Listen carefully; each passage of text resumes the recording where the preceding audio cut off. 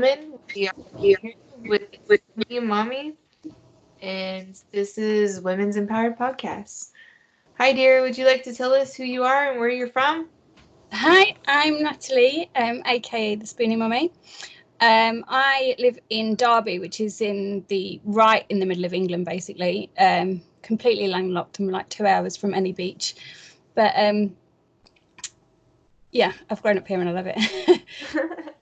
That's so fun. Um, how's it living in England, and how's everything going over there? It's going all right. I think, like the rest of the world, everybody's going a little bit coronavirus crazy. Oh yeah. I went shopping yesterday and my local supermarket has sold out of hand wash completely. You can't buy any. Oh wow. So really That's random. But yeah, other than that, I think we're just getting over the storms and things that have been hitting now. So the weather's we're getting a little bit more sunshine. Just a very little nice. bit. That's crazy. Hand wash. I know. Our stores are running out of bottled water, Mm-hmm. Clorox wipes, and what else were they saying? But it wasn't hand wash, and that's so funny because Yeah. that's like the simplest thing to avoid this. It is. At first, I put it down to the fact that they'd got an offer on. And I Uh-huh. was like, oh, everybody's just picked it up. But then apparently it's the same today. They're completely out. They've not got any left. And it's to do with people buying it for. Yeah, we're out of bottled water. Like even our Costco, which is usually where I pick up water because you can get it's like a warehouse store and you can get Yeah. like big cases for cheap. And they're saying they're completely out. They're out of like the Clorox sanitizing wipes, and like they got a load of water in the other day and they were out in 15 minutes. Oh, wow. Yeah. Oh, dear. I Right? hope it doesn't get that bad. But Yeah.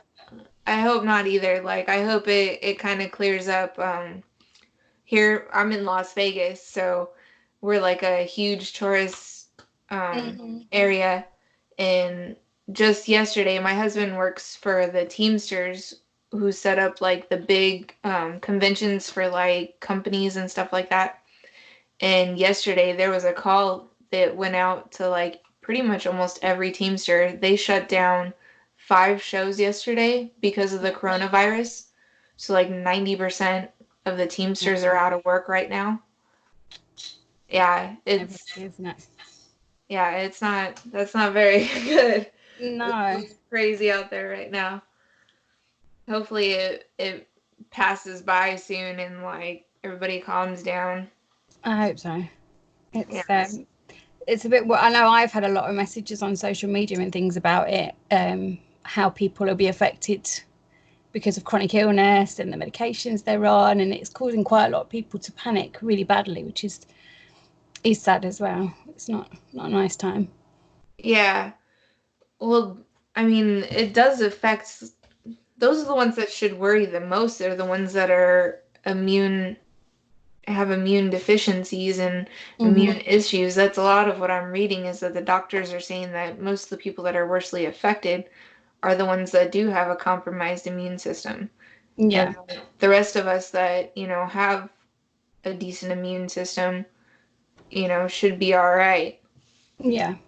I Yeah. mean, I've got, because of the medication, on my immune system's compromised, but they've said there's no higher risk of me catching it than anybody else. But if I was to catch it, it would be worse. Yeah. But as long as you try and as much as you do to stop getting normal flu, you're washing your hands regularly and all that sort of stuff. Right. Yeah, washing your hands, You don't don't want touch to the stay doorknob. inside all day. Yeah. I was at the Yeah. hairdresser's earlier and I was like, some people will have cancelled their hair appointments because they didn't want to be out in public, and I was just like, oh no. Yeah, it's, I don't know. They've got everybody so scared. It's silly. Mm-hmm. Yeah. Well, do you want to tell us a little bit about chronic illness, the spoonie system? I haven't had anybody really explain that too much. Yeah. Well, my blog name, and obviously on social media and stuff, I'm called the Spoonie Mummy. And the spoon theory was something I read. It was about 7 or 8 years ago, and it was by a lady called Christine. It starts with an M, and I can't say her name. I'm not even going to try. But she basically came up with it. She was talking to her friend and trying to explain the sort of like fatigue side of things that comes with pretty much every chronic illness. And she was in her kitchen and they were just doing some washing up or something, and she was putting spoons away, and she said, oh, it's like if I gave you these 20 spoons at the start of the day, and for everything you do you have to pay spoons back. So if you go and take a shower, that'll cost you 3 spoons, getting dressed will cost you one. And she was explaining, for people with chronic illness, we only maybe start the day with 10 spoons, and some of the things like taking a shower or taking a bath affect us a lot more, so it costs us 5 to do those things. And when you add it up, you're actually out of spoons by the time you even leaving the house in the morning for work or school or whatever. And it just really sort of struck a nerve with me, and I was like, this is because I find fatigue to be one of the hardest symptoms to deal with. I like being busy and I like doing stuff, and the fact that my body is just far too tired to do that is really hard. But I was like, this is what I want to tell people. This is what I want them to understand how it feels. So that's just sort of stayed with me. And then when I made the blog, I thought the Spoonie Mummy was, at the time, I was trying to combine it a bit with the parenting side of it, because obviously I've got 2 boys myself, and wanted to show people that you can parent adequately, and in fact quite well, even with these things. Absolutely. I did read the same article you did, and same thing, it clicks. I get migraines. I've had them about as long as I can remember. And some days I start off with more spoons, and some days I start off with a completely empty drawer. That's it. And you never know from one day to, you might think tomorrow's going to be an okay day, I've had a decent sleep, but actually you wake up and for whatever reason you're just floored again. And so it's just that sort of, you just don't know, do you? No, you try and borrow a few spoons from the next day. You're like, I'm not going to go out tomorrow, so I'll just do that a bit extra, and then you end up flooring yourself for a week and things. But yeah.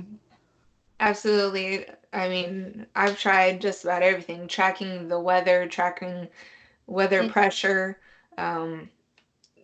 Just I've got like a whole little bag of like tricks and stuff that I do, like processes if I feel a certain way or something. I'm sure you've got some too, just to try and like get through the day or get more spoons, or kind of like spread it out so you're not floored the next day. Yeah. It's like yesterday, I'd had a really bad sleep the night before, and so yesterday I felt really tired, so I decided to have a nap. So I set my alarm for half an hour, because I find it's just enough to sort of give me a bit of a boost, but then doesn't affect my night's sleep. But I obviously turned my alarm off, and my boyfriend then woke me up 2 hours later. So then last night I didn't get to sleep again until like 2 o'clock in the morning, and I'm like, oh. So it's just like a knock-on effect all the time. You try and do something to help yourself a little bit and end up making it worse. Yeah, absolutely. Like, naps are always one of the worst things for me. It's always like a toss-up. Either I could wake up okay, or I'll wake up just completely wrecked, cranky, like a zombie. Yeah. And you just wish you'd stayed asleep for the whole night. Like, why did I wake up to get dinner? Yeah, or just wouldn't have even gone to sleep either. Yeah, it's the worst. Is there any tips or tricks you use to kind of reset yourself that help you out? I've definitely tried to. Sorry, can you hear my dog? Yeah, it's absolutely okay. She's been banished to the other room because she's annoying my other dog. But Luna.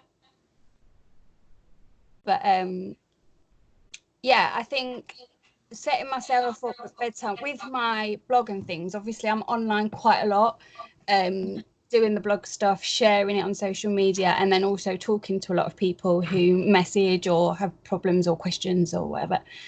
And I find I was sort of running myself a bit ragged with it all. and staying up till like 10, 11 o'clock at night on my phone and not sort of giving myself that rest time. So I've really tried to like set a routine with it and switch off and have a good bedtime. Like I love reading, so I'll generally go to bed, I'll be on my phone for a little bit, and then I'll settle down with a book, or we'll watch something on Netflix or whatever. So Mm-hmm. that's really helpful. I think trying to keep to a schedule, like I have now, a weekly cleaning list, and I'll tick off as I go through the week what I'm doing. Not every week, not everything gets done, but if I can get the majority done, I'm pretty happy. But it's just sort of as and when. I think it's just about trying not to push it too far one day, because you know it's going to affect, it's not just the next day, you probably put yourself out for the week. So trying to sort of divvy up the jobs, I suppose, through the week and try and crack on that way. Yeah, absolutely. Um, my migraine brain. I had a question and it just totally wiped. um, is there anything you do like? I know exercise is so hard for us, and but Yeah. is there anything you do to kind of I don't know, help your body? Because sometimes like I have the hardest time with it. It's one of those spoon things. Like some days you absolutely can't because it'll take a whole lot of spoons Mm-hmm. out. But I've noticed if I kind of like get with it, especially on the good days, and it kind of helps build my stamina a little bit. Do you do any kind of exercising or anything that kind of helps you out? Yeah, I try. Obviously, I've got dogs, so they're a sort of really good sort of, they'll get me up and get me out of the house. And like you say, Mhm. even if it's just 20 minutes, just getting out in the fresh air and having a little walk does you the world of good. Like we've got quite a big field at the end of our road, so it's only 5-10 minutes. So just walk up there and they can have a big run around up there, and like you say, just getting out the house and actually pushing yourself to do that makes you feel much, much better for the rest of the day then. I do Pilates as well. I found, because I've got rheumatoid arthritis, a lot of the exercise and things in that are quite similar to what I was given as a child with physiotherapists and stuff and all their input. So rather than, I find yoga too stretchy. Mhm. I can't, obviously, like I've had arthritis so long, like my elbows are permanently fixed, bent, and things like that. So I just can't do all the poses very well for yoga. Whereas Pilates is that little bit more movement. And like I say, so many of them. I found a really good class that I went to, and the teacher was sort of really knowledgeable about not only arthritis, but she also, to do with the core, because of my ileostomy due to my Crohn's, she Mhm. was really knowledgeable about core muscles and hernia prevention and things like that. So that was really good. And now I just do it at home. I know sort of what exercise I do. I do follow sometimes like YouTube videos Mhm. and things like that. But um, yeah, that's good. It's kind of more relaxed, but you still sort of feel good after it, and it's a good stretch. Absolutely. I always liked Vinyasa Flow. It's a mixture between Pilates and yoga. Hmm. Yeah.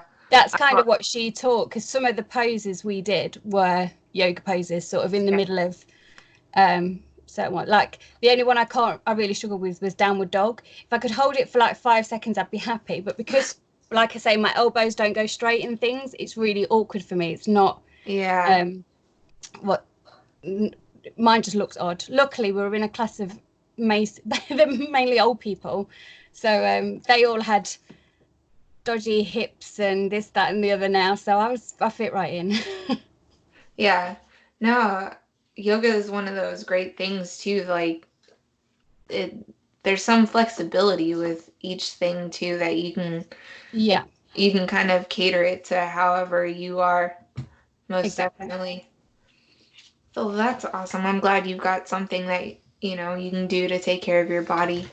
Yeah. Um, you mentioned reading and stuff. Is there any books that you're working on right now? I am reading one. I get sent them for my blog to review. So I'm really lucky because I get lots and lots. Far too many to read. My to read pile is massive. But I'm reading one at the minute called Mother Love. And it's sort of a thriller, but it's a domestic thriller. It's not. It's very strange. This mother, I've had to keep reading, and I've only been reading it 2 nights, but I'm like 70% through because this woman, I can't believe she's real, but there are people out there like her. And but yeah, loving that at the minute. I am reading the Fletchers, Giovanna, is that how you say her name? And Tom Fletcher wrote The Eve of Man. And I ordered that on Amazon, and it's just come. So even though I'm reading my other book, I keep flicking through it because I'm like, I'm desperate to read it. And I've read the first few chapters, and that's really good. But I think there's a couple of sort of, I quite like self-help books. I've got one called Depression in a Digital Age. I can see it's over there on my table. Depression in a Digital Age, I'm reading that at the minute. And it's really good because the author's a similar age to me. So she's had the sort of the growing up with social media becoming a thing. Yeah. And it's sort of how things have changed with that coming into our lives and things. And it's quite interesting. That does sound quite interesting. I grew up like when it kind of did start, like back when I was in high school, like MySpace was new, yeah. And like, I don't know, in my family's household, like we didn't have computers. Like we didn't have a computer. If we wanted to go to do a project or whatever for school, we had to go to the library or whatever. Exactly. We had one computer in our house, but it was like a family computer, and we all had to use it to write our homework out. So like you say, we ended up in the library to do things. So I wasn't really into the social media, and like I didn't get really a phone. I didn't get a cell phone until I was like 25 and out on my own. And I didn't even really get a computer until, I don't know, it was not that long ago. So I wasn't really on the social media as much as some people, and still, like I'm having, even with this blog, like I'm trying to like catch up and do all the social media things to get it rolling and everything. And it's just crazy how it's taken over, and some people are just like completely immersed in it. Yeah. Like I'm so awkward when it comes to like taking the pictures. Like I know you got to post and stuff a lot to get your information out there, and I'm so reluctant to post and like take pictures and like put stuff up. Like it's just not in my nature yet to do it. Yeah. It is like practice. I watch people and like watch certain people who post stories, and they even say if they don't do it for a couple of days, they then really struggle to get back into the habit of like talking to a camera. And I was like, I've got sort of I love social media. I love what I've learned, and I love what I can do with it. And like I've taken on a couple of other accounts that I do the social media for and things. But I've also got to the point where I'm quite happy to take a day away. If I've got nothing to say or nothing to post, or I'm really busy, or I will just step back and be like, look, it's okay. If I'm not going to post, I'm not going to just put things up for the sake of posting. And I think my relationship with it there is a lot better now, because before I would just be on there thinking, oh, I've got to put something up. So yeah, that's nice to think about. Like I always get so antsy. Like I really need to post a whole lot more because I'm really kind of slow at it. But you do get kind of like anxious about it. Well, people talk about like the algorithm and oh, you must post at this time and this time, and I'm like, what? I think I'm doing okay. We just muddle through, but yeah, I think it can become really precious, especially like in this world of like the bloggers and influencers and things, the people that I follow like that online. You can see the sort of, and I'm just like, doesn't matter if you're busy. You've just got to. Yeah, and then you add that to the pressures of being a mom. Like, I have 3 kids, and I know sometimes I feel like I have no time at all. Yeah, I Yeah. bet. Yeah. And so, like, doing social media Just in another job top in, of, yeah. yeah, that's a whole nother thing. I'm definitely trying to treat it almost more like a work thing now. So sort of sticking to like 8 till 8 I'm allowed on social media, doing whatever and trying to stick to those hours of it doesn't always work. I'm still up Yeah. sometimes doing stuff, but trying to sort of stick to that and not get sort of wrapped up and sit there on it till 2 o'clock in the morning, which Absolutely. I have been working on that myself, like keeping to a certain schedule. And like this is the time that, I sit down in the morning and get everything all settled yeah. and answer everyone. And then luckily my husband, most of the little video clips and stuff that are being posted, those my husband makes. He's a lot better at it than I am. He's willing to put my face on them too, because I'm not so willing to put my face on things. Oh, Yeah, he's cute. He makes those for me. And so that kind of helps out a little bit. But absolutely, making a schedule makes it a little bit easier and not get so consumed in it. mm-hmm. Yeah. Is there a woman you look up to, an empowered woman that inspires you? um oh, there's a few. I think my mum and my grandma would be people who immediately sort of spring to mind.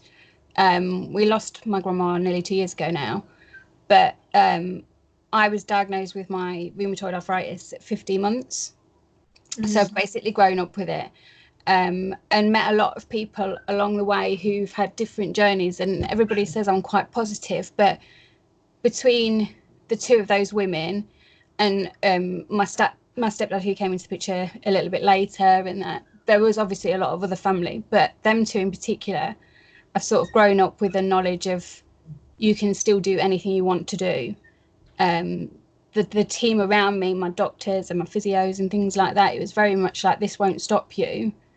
We've just got to get you as good as we can so you're not in pain all the time, but you can do sort of whatever you want. And I think those two were certainly like the spearheads for that, I suppose. Like my grandma worked full time all her life. She had her own money. She did her own, like she was dry, for a woman of her age as it was then, that was quite a big thing that she worked full time and everything. But she, so career wise, that's a nice sort of focus. I think, trying to think if there's anybody.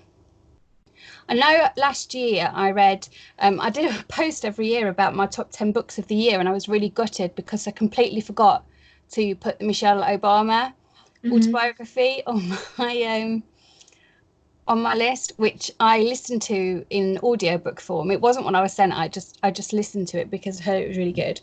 And I really, really loved that. I thought the way she talked and how passionate she was about what she believed in and then worked towards that was inspiring. Um, there's a girl called Rachel who is her blog is Rocking Two Stomas. She's got an ileostomy and a urostomy due to the condition she's got. And I actually did a YouTube show with her. We did it for just over a year, I think. It was all to do with stomas and talking about stomas with IBD and things like that. And I don't know, she was just such a wonderful. She's doing absolutely amazing things for being so very ill as she is. She's doing amazing things like traveling up and down the country, doing talks with the NHS and as well as like stoma provider companies and all that sort of stuff to get things changed for the better for patients, really. Um, and we finally got to actually meet up in person, and I went for lunch with her, and she was one of these people. I walked away and my head was like swimming with ideas, and I was like, I can do this and I can do that, and we need to change this. And so it was just a really nice person to sort of be like, oh wow, yeah, that's sort of she just nudged me in the right direction, I think. Yeah, that's so awesome when you meet those people and like you feel that spark start. Yeah. I'll definitely have to look into her and stuff and maybe give her a chat too. Yeah, she's Yeah, lovely. She is so lovely. But yeah. yeah, I was checking her Instagram out earlier. She's been doing another speech at another thing, and yeah, but she's just awesome and really lovely as well, which always helps. Yes, that's so awesome. Like it's so wonderful to hear that um people with these issues, they're not just like stopping and just letting Yeah, it be what it is, but taking it and inspiring and pushing and making it better for the next person.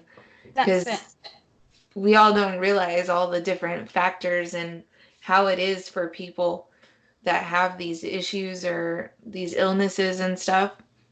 Yeah, Yeah. my sort of big focus is um, mental health, and I'm doing a degree at the minute in like psychology based subjects. But I want to work with people diagnosed with chronic illnesses, supporting their mental health, because it's one of those areas that is just never, it's never been brought up by a doctor to me until I was 29, and I was put on antidepressants the first time. And she actually turned around to me and said, "You've got two severe chronic illnesses and you've managed to get to 29 and not have any sort of support." She's like, "That's amazing." But I was like, nobody's ever talked to me about that before. Nobody's ever said anything. And I was like, I understand the doctors are obviously, they need to sort your physical health out, especially when certain life threatening things can happen.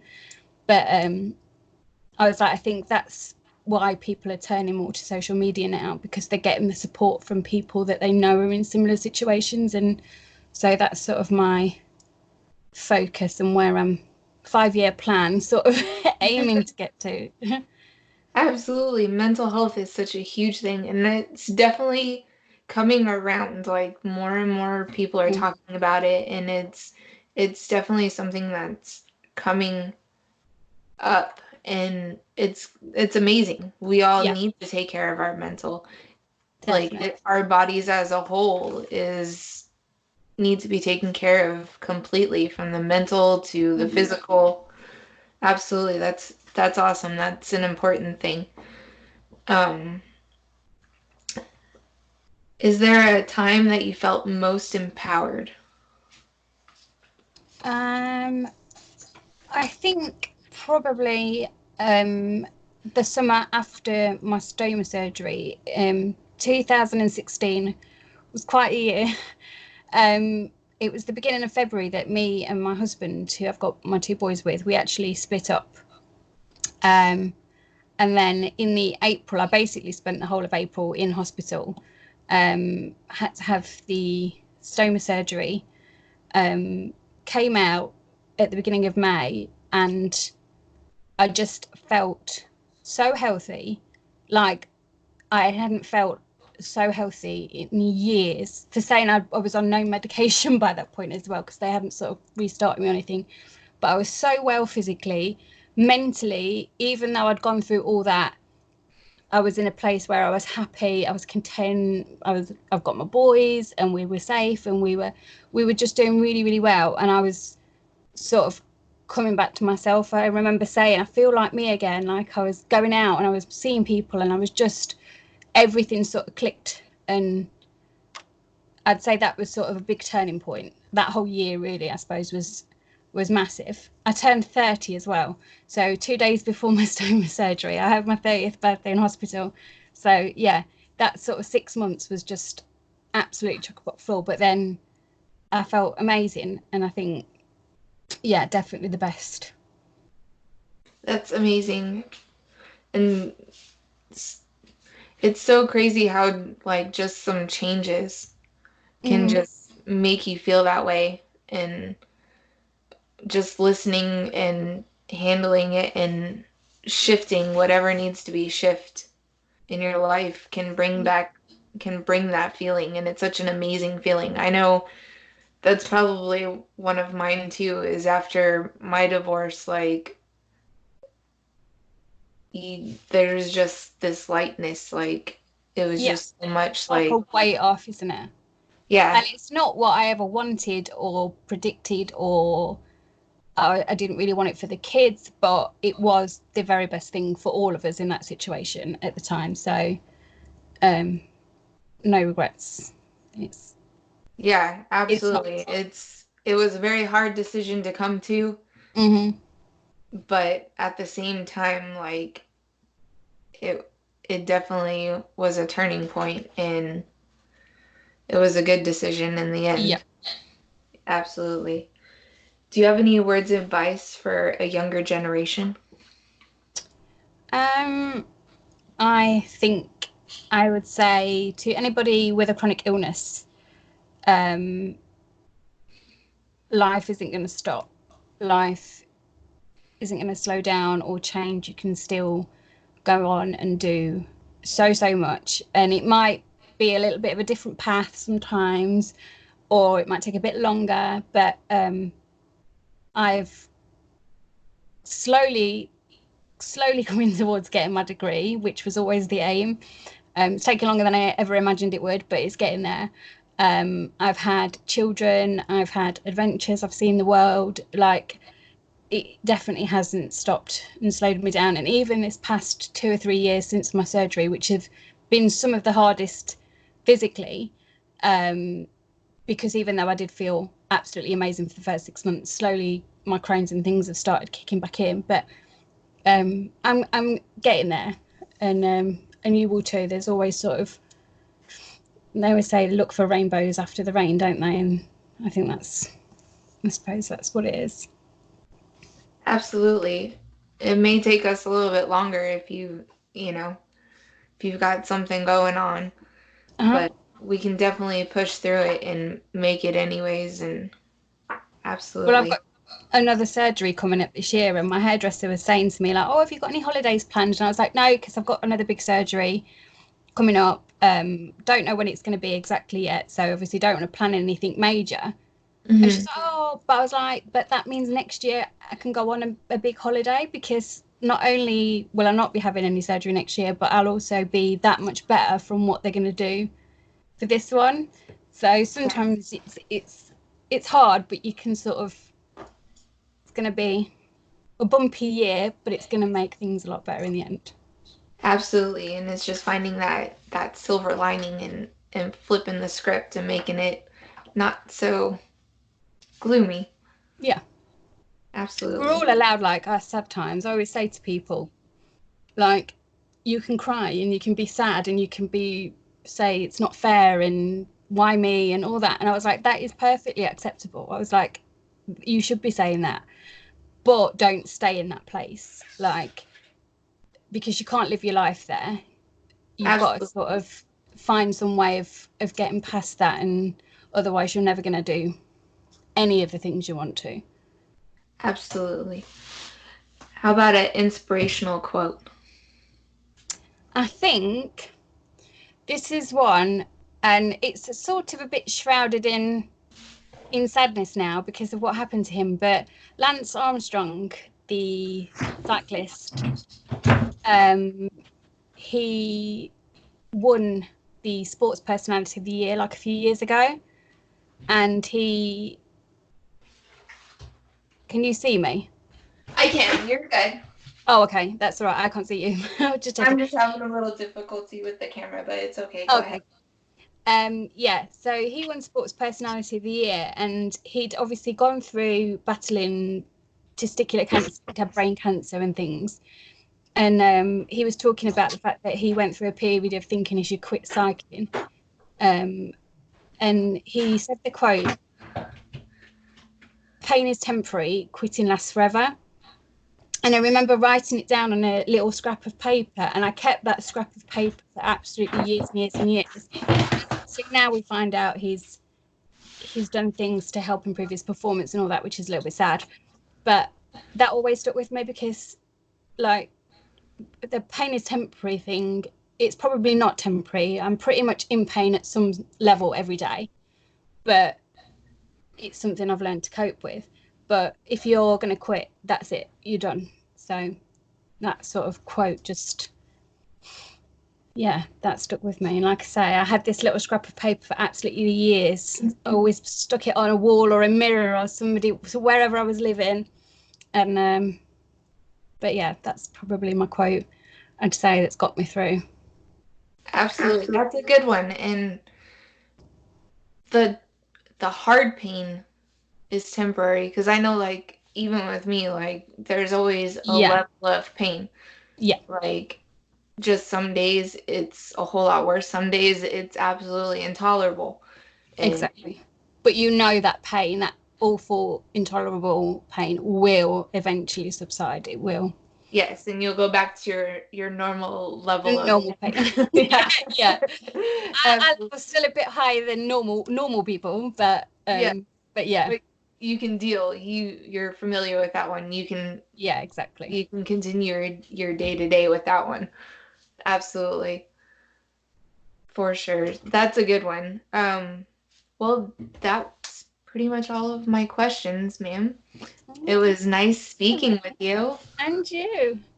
This is my first podcast, and earlier on I saw a thing posted, and it was meant to be motivational, but it was like, your first interview will be terrible, your first blog post will be rubbish, your first podcast will go horribly wrong. And I was like, I know that what they're saying, they were like saying, but unless you do your first one, you'll never do any more. But I was like, this is really not what I needed to read today. No. And I don't know, it's not like I just hit the ground running with this. Like, and I know for like the first couple, I was like, oh, it was so horrible. Like, Oh, I know my husband was listening to him, and I was like, stop it. Like, don't listen to him with me. Like, oh no, I don't want to hear my voice. I can't like film my YouTube videos and that. I really struggle if Steve's in the room. I'm like, no, go away. Like, I can't do it. Yeah. And he's so sweet. He's like, "No, it was awesome." And like he kept playing them over and over again. Like, you're going to listen to him. You're going to get used to it. And like I don't know, eventually I did get used to it, and eventually it got easier, like, and I got better at it. Like, I stopped Yeah. mumbling so much, and it gets easier. So like you just kind of have to start. Like the first one may suck, but they all do. Like one of the podcasts we listen to all the time, I don't know if you've ever heard of him, Joe Rogan. No. No, he's mainly over here in the US. He does UFC. He's a Oh, right. Yep. commentator for UFC. He also had a show over here called Fear Factor, where they, Oh, yeah, yeah. I yeah, used to watch that. Yeah. okay.